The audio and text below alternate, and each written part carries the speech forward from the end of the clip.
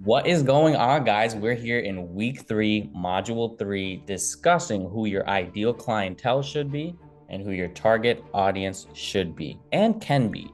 I'm basically going to be breaking down my recommendations as far as who you should immediately target and all the other avenues of business that you can do business with that you should keep open because opportunities will come, and these are good places, good people, good industries to do business with regarding providing them 3D virtual tour servicing. And by the way, guys, don't forget, you guys can drop comments underneath every single video. There should be a comment section at the bottom of the module, each and every module, where you can drop your feedback. Let me know if you guys have any additional questions, something I didn't answer, something I didn't cover in the previous module. Remember, I'm building this out with you guys. That's why you guys are founding members of this workshop. And I just want to make sure I give you anything and everything that I can. I want to make sure I answer all your questions. So go ahead, drop those comments below. Let me know your thoughts. But aside from that, I basically want to break down the basic common sense understanding of who needs this type of a service, right? We're creating a 3D rendering of a space, of an environment, right? And that rendering needs to be used to make profit, not only for you, but for the person who's purchasing it from you, right? So who needs to depict an environment and make sure it gets sold or make sure it gets rented or taken up? First people that come to mind should be the people that work on houses, service houses, sell houses, buy houses, right? So what industry are we talking about? We're talking about real estate. Immediately, we're talking about real estate, right? Just off the back, the easiest people, I'm just going to give it right to you right here in the beginning because I'm not trying to drag you throughout this entire module. Real estate agents, contractors, real estate investors, and real estate wholesalers. These are going to be your magical four, but they don't have to be. But still, for the majority of you, the general amount of you who are out here, who are just testing the waters, want to see what it's like within your first business, the easiest for you to target within those four are going to be real estate agents. Let me tell you why. Just like you are new to this entire industry, most real estate agents are new to being real estate agents. You'll be able to tell if they've been doing that for quite a while, just dependent on how active their social media is, how they speak on the phone, how professional they are, how no bullshit they are, really. But the amazing thing is that within targeting real estate agents, it's very, very possible for you to go ahead and partner up with a real estate agent who's new to doing what they're doing, which is selling homes. They're going to be easy to talk to because they themselves want to be very personable, very friendly, very outgoing, because they make their money by having connections and making things happen between people, right? So as far as low pressure conversations where you could just talk about what you do and try to sell them on what you can do for them, present your offer, real estate agents are going to be the best ones. If you're nervous, I'd say go for the brand new ones, the ones that just passed, got their real estate license and have a home or two on the market, and they really want that little bit of an extra edge. These people are not going to have the most amount of budget for you, but they will be able to fulfill that $150 to $300 range for a service, for a 3D virtual tour service, right? And they're going to be the easiest to talk to, the easiest to deal with, and also the easiest to build a relationship with. I remember when I was first starting out, I had 2 to 3 brand new real estate agents. They just got their license. They just joined a new firm. And the amazing thing is, a new real estate agent is a new real estate agent, right? They're nervous, they're scared, they don't really know what they're doing. They'll take all the help that they can get because that's their first step into entrepreneurship as well. Yeah, they might be working under an agency, but they're most likely working as a contractor or 1099, something like that. They're not really employees to that agency. So they're entrepreneurs as well, just like you. That being said, if you're a beginner, take advantage of that fact. If you're not very confident, take advantage of that fact that there's somebody out there who you could do business with that is in the same mindset as you. You know, they're not very familiar with talking to a bunch of people. They're presenting themselves as like an overly friendly individual. These are people like, usually if you think about doing cold calling, you pick up the phone and someone's like, what do you want? Don't waste my time, blah, blah, blah, blah, blah. But a lot of these real estate agents, they pick up the phone and they're super friendly. They're super outgoing. They're keeping all of their lanes open as far as who wants to come and do business with them. You know, like I'll be like, hey, do you want a 3D virtual tour? They'll be like, do you want to buy a house? Like, are you thinking about buying a house anytime soon? You know, so they're open for the back and forth conversation and building rapport and things like that. They need something from you just as much as you need something from them. The hardest people to sell to are the ones who are like, I don't need anything from you, so I don't need whatever you're selling either, you know? So real estate agents within that category of 4 are going to be your easiest ones, right? The only downside to real estate agents, there's a downside and an upside to all of these, by the way. The downside to real estate agents is that they typically don't have a lot of funding. They're typically pulling out the money that they're going to pay you to do this tour out of their pocket. And they're waiting to pay themselves back from the commission that they make after they actually sell the home. So what you want to focus on when you're speaking to them is the outcome. The end goal is to sell the home. Your end goal is not to just get paid and give them a 3D virtual tour. You want to align your goals with their goals so then they can make sense of spending that money with you. Okay, that's just I just threw that in there for you, that we're actually supposed to be getting towards your pitch and your offer in a different module, but that's how you're going to go ahead and deal with them. Now, the upside to working with one agent that you have built up some rapport with is the fact that now they can introduce you to everyone at their real estate agency.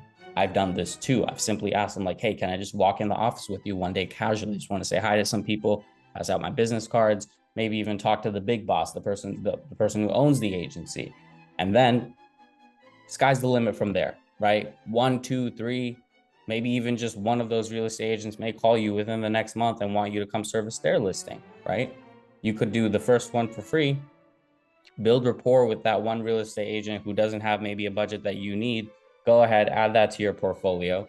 Use that, use the rapport you've built with them. Be like, hey, if I do you a free virtual tour, can you introduce me to people at your agency? And if you're decent at talking and you can like sneak your way in there, best case scenario, you actually meet the head honcho of the agency and they like you so much, they like your work so much that they're like, hey, I want you to be the one dedicated 3D virtual tour media person for our entire agency. And very quickly it can spiral into, hey, can you also do photos? Can you also do video? So now you're talking about this thing really getting out of control, you being able to seriously build up some actual revenue here. Not to mention, if you build really good rapport with that real estate agency, they may recommend you to other locations, right? You might be working with Berkshire Hathaway, you might be working with Redfin, you might be working with any of those agencies that have multiple branches in different towns. Remax is a huge one. They literally have one in every single town, if not multiple, right? And they all know each other to a degree. So your ability to quickly network, quickly set up a referral program, get referrals in, service more people is there. The only downside is every real estate agent, at least majority of real estate agents that I've seen here in the New Jersey area, maximum they have like 2 to 3 listings that they have available up on the market that they're trying to sell. And honestly, for some of the properties, they're like, I kind of already have a buyer. This one, it's not really impressive. I don't really want to take pictures, whatever. But this one's like beautifully modeled. There's furniture in there. It's spick and span. Everything is modernized. I really want to get some images. I really want to get a 3D virtual tour done with this one, right? So you're talking about with one real estate agent, maybe one tour per month, right? At the very least. At the very least, I'm talking worst case scenario here, right? But obviously, if you have your way into the agency and you have multiple real estate agents only coming to you for that type of work, you do the math, right? That's the only downside. You'll have to work with a lot of people and do a lot of services. Me personally, I like it the other way around. I like doing a lot of services for less people, right? And that's where we get into the other three.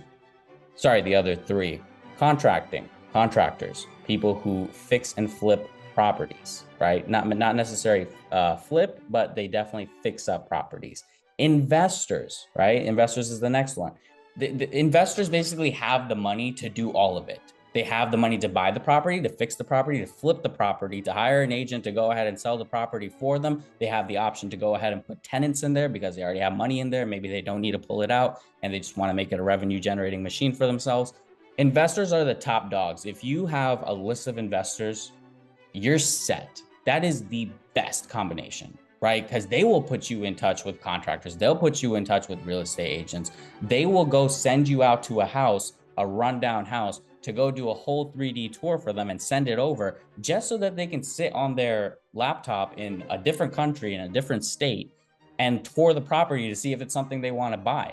Like, they're not taking this and then trying to do anything with it. They just want the information for themselves and they want a deep walkthrough, right? So picture this. Real estate investor wants you to go check out a house. You go check out the house, you do the 3D virtual tour, you send it back to him, right? He's like, oh, cool, cool, cool. A week later, you find out he bought the property and now he wants to fix and flip it, right? Now he calls you back. He's like, hey, I have contractors coming here at this date, this date, this date. This is the date that they're demoing the place. This is the date they're doing rough plumbing, all the roughings, the siding, the roofing, whatever the hell. The interior will be done at this point. I want you to go on these 3 dates and do another 3D virtual tour each and every time so that I can get my own property updates and feel like I am there monitoring the property, right? So with one real estate investor, you're doing 4 to 5 3D virtual tour shoots for the person, right? Not to mention when they do finally decide to buy a property, there are a number of properties they send you to in order for them to decide which one of these they want to purchase. So you're making money all along this entire journey of theirs. That's the best case scenario, right? Going back one step, contractors. Contractors move house to house to house, 2 to 3 properties at once sometimes, and each and every single one of those properties typically needs 2 to 3 3D virtual tour servicing, right? Because the contractor needs to update the investors. So what do? They have you come, they do the 3D virtual tour, and they have to update the investor, send it over there as, as like an update. Sometimes they need more money and they need to show why, and pictures sometimes don't do it, or sometimes they are a really high level boutique contracting service. So the level at which they want to update their investors is at that 3D tour level. Some contractors will just be like, here's some iPhone pictures. I'm just going to take it. I'm going to send it over. Some contractors want a full 3D virtual tour because their investor is very important to them. And they want to make sure that they feel like they're getting serviced properly with the best technology out there, which is where you come into play.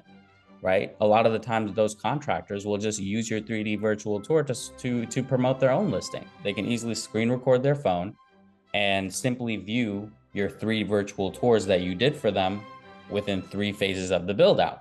And then they can go ahead and create a marketing video for themselves and run Facebook ads behind it. You never know, right? So that's real estate agents, how real estate agents lead to working with real estate agencies, how you can work with investors, how it's useful to them, how contractors can find your service useful as well. And the last one is going to be real estate wholesalers. Real estate wholesalers are very simple, quick to work with. Their whole shtick is they find a really rundown property, someone who's really behind on payments, maybe they're borderline homeless, maybe they go into really bad parts of neighborhoods.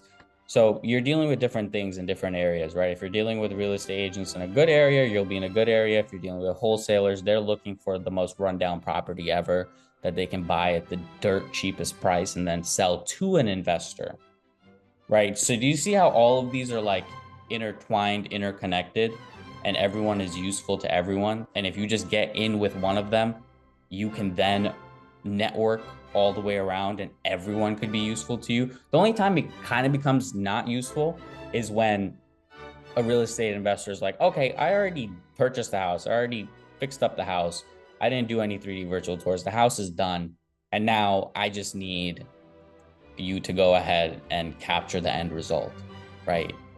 For me, the investor, I might share that with my contractor so that he can use it for his own promo. I might share that with the real estate agent so that they can go ahead and post it on their listing, and then you're done. So really with one 3D virtual tour, you took care of all 3, but it may go that way. It may go a completely different way. You don't know what the timeline is. You don't know where you are in the project until you do, until you have that conversation, until you actually build up that rapport with them. You might need to offer some free servicing, at least to an investor or two, because they're the ones who are really going to make it worth it to you.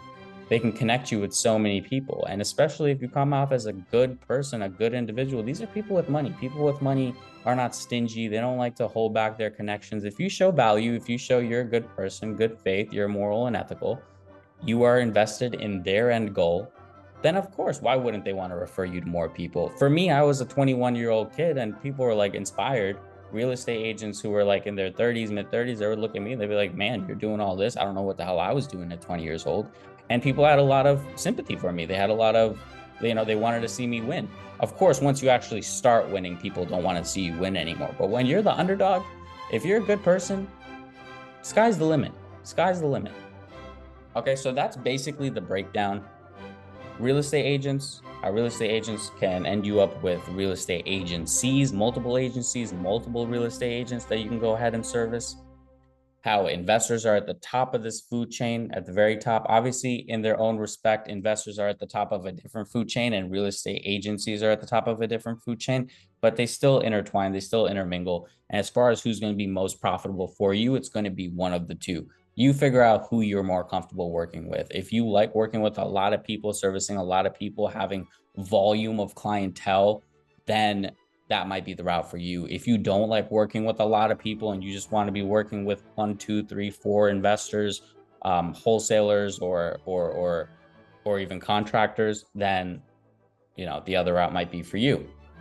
I found myself going the investor, wholesaler, and contractor route because that's just what I enjoyed. I'd rather visit one property 4 times and make all that money off of just doing that same thing over and over again with the same person over and over again, rather than dealing with a whole new person, a whole new home, a whole new situation, and we don't have any previous rapport already set up and I need to discuss price over and over again.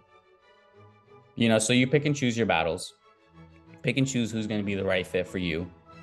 And honestly, if you really want, just try them all out. I would say don't even restrict yourself to one or the other. Just target real estate as a whole and keep all these avenues open. Not to mention, there's many other avenues, many other people, many other businesses you can service with 3D virtual tours that don't have to be these top 4. But what I would say is target these top 4, choose one of them, target them, and keep the lanes open for all the other 3, 4 to contact you. And even broader from that, I'm going to give you another list of businesses who can use and will use your services if you present it to them. If you're just having regular casual conversation with people and they're like, hey, what do you do? Let them know. Let them know what you do. And then try to relate your service to what they might need done. A lot of times they'll be like, hey, I have this space that I want to make like a content space for content creators to come. It's kind of like a warehouse.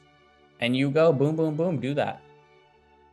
Shoot it for them so they can go put it on their website and reach out to content creators, right? Like that's completely unrelated to anything really what I discussed with you in real estate for real estate investors, wholesalers, agencies, agents, right? So you want to keep all these avenues open. That being said, here is a list of professionals you can also target, businesses that you can also target, or just keep your lanes open to. I wouldn't say really spend too much time targeting this list. Stick with the top 4 or 5 that I just gave you before. Those are the ones I've seen the most success in. And really the list that I'm about to give you, these people will just come out of the woodworks and, or a real estate agent will be like, hey, there's like this random warehouse I need shot. It's not a home, but it's a warehouse. Or, you can market yourself. If you market yourself, you run ads. We'll get to all those things in a different module, but you will be approached with these offers. So definitely take them when they come up.